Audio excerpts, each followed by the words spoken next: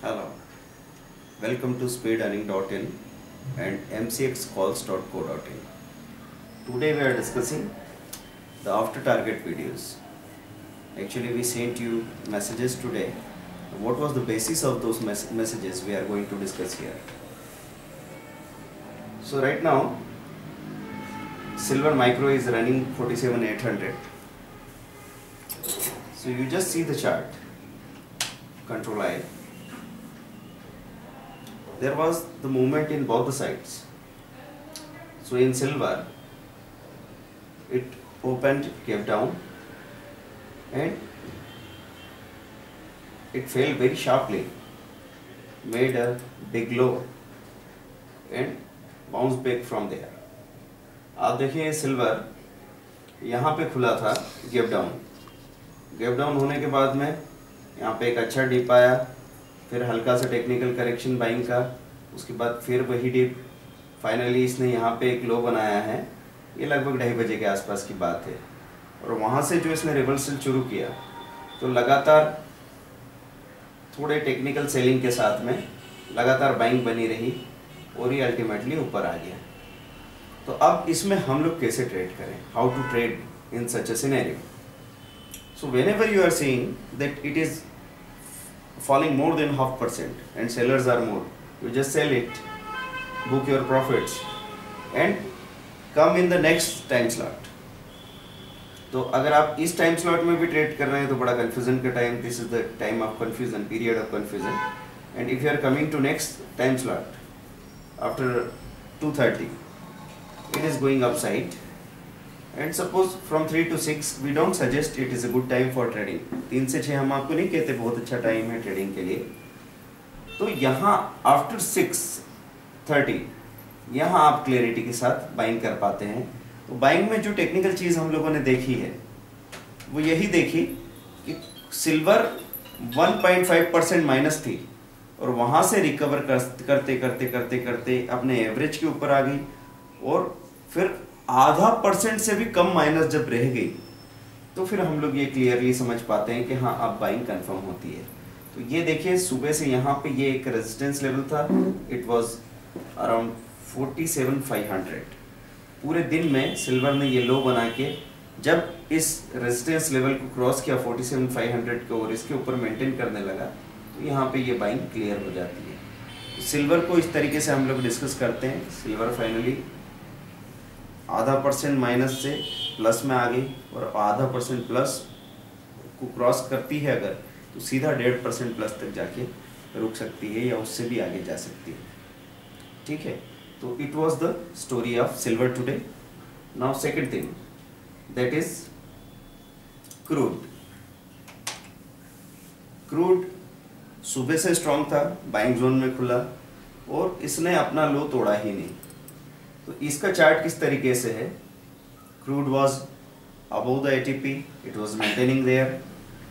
बहुत मुश्किल से इसने अपना रेंज तोड़ा और यहाँ पे ये आप देख रहे हैं एक हाई तोड़ दिया. हाई तोड़ने के बाद में दोबारा हाई तोड़ा तो उसको मेंटेन करता रहा इस रेजिस्टेंस लेवल को तोड़ने के बाद में. तो आप लगातार ये जितने भी चार्ट्स हैं अगर इसको हाइपोथेटिकली ये मान रहे हैं कि जब जब ये नीचे जा रहा है मैं बाई कर रहा हूँ, ऊपर जा रहा है मैं सेल कर रहा हूँ, तो ये आप फिर अपने आप के साथ मजाक कर रहे हैं.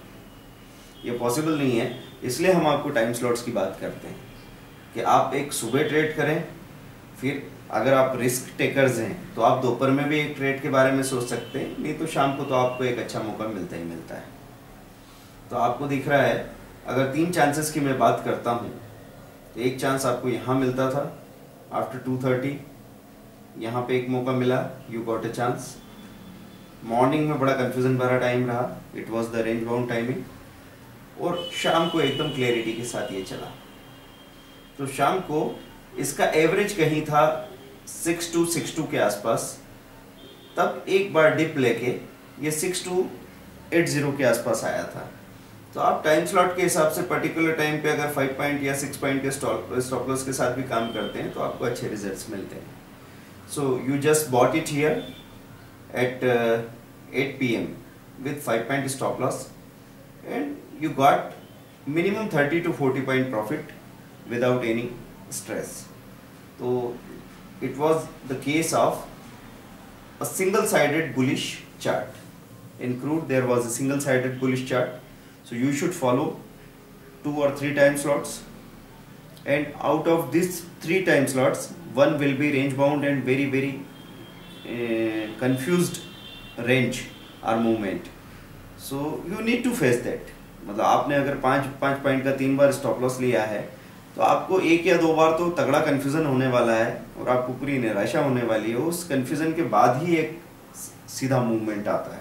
तो जब भी रेंज टूटेगी, कोई रेजिस्टेंस या सपोर्ट टूटेगा, उसके पहले में बाजार लंबे टाइम तक रेंज बाउंड हो जाता है।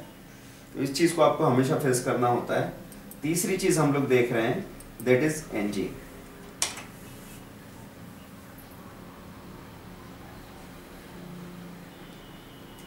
एनजी की बात करते हैं तो आज की तारीख में, आज के दिन इसमें पूरा जिगजैग मूवमेंट आपको दिख रहा है। तो एनजी में पोजिशनली ऐसा हुआ है कि ये चीज 200-250 से सीधी चली, 350 तक का इन्होंने हाई बनाया। हाई बनाने के बाद सीधा सेलिंग आया, तो 2 दिन के अंदर ये 307-308 का लेवल छू के आ रही है और वहां से फिर बाउंस बैक करके 340-345 फिर से टच किया है। तो कल के दिन एक बड़ा मूवमेंट रहा है, कल और परसों में 15-20 पॉइंट्स का। उसकी वजह से इतना बड़ा मूवमेंट जब हो जाता है तो अगले दिन पूरी तरह जिगजैग होते हैं, अप डाउन। तो एवरेज के दोनों तरफ स्विंग करती रही एनजी। अगर इसको पूरे दिन कोई ट्रेड करता रहेगा तो इतने बड़े लॉस क्रिएट करेगा टुकड़ों में कि वो पता नहीं कितना लॉस कर बैठे, कितना ब्रोकरेज टैक्सेस दे बैठे। इसलिए ऐसे केसेस में तो टाइम डिसिप्लिन बहुत ज़्यादा काम का होता है।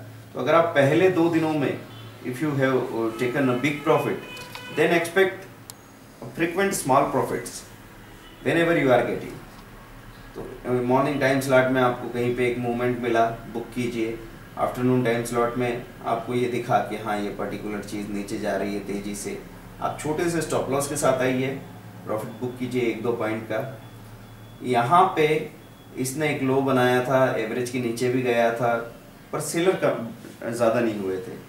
So ultimately it bounced।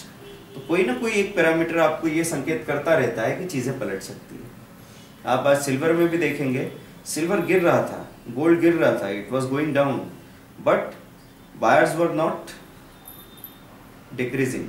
मतलब आपके बायर्स कम थे, हो रहे थे थोड़े, लेकिन वो फिर भी सेलर से ज्यादा बने रहे, और ये चीज हमेशा आपको रिवर्सल का खबर दे सकती है। तो that's why I am telling you कि पोजिशनली हम लोग उस चीज को डिस्कस करेंगे कि सिल्वर कभी नीचे से उठ के एकदम ऊपर आई है तो टेक्निकल करेक्शन आएगा, उसमें एक सेलिंग आएगी, वो चीज गैप डाउन खुल जाएगी, लोगों की सारी पोजीशन चली जाएगी। लेकिन अगर बायर फिर भी बने हुए हैं, अभी तक सेलर बढ़े नहीं है, तो फिर ये पॉसिबिलिटी बनती कि वो कहीं से भी बाउंस करके फिर से हाई तोड़ के नया हाई बनाएगा और लोग उस रैली को मिस कर देंगे। So be prepared for all this things. Thank you very much, bye.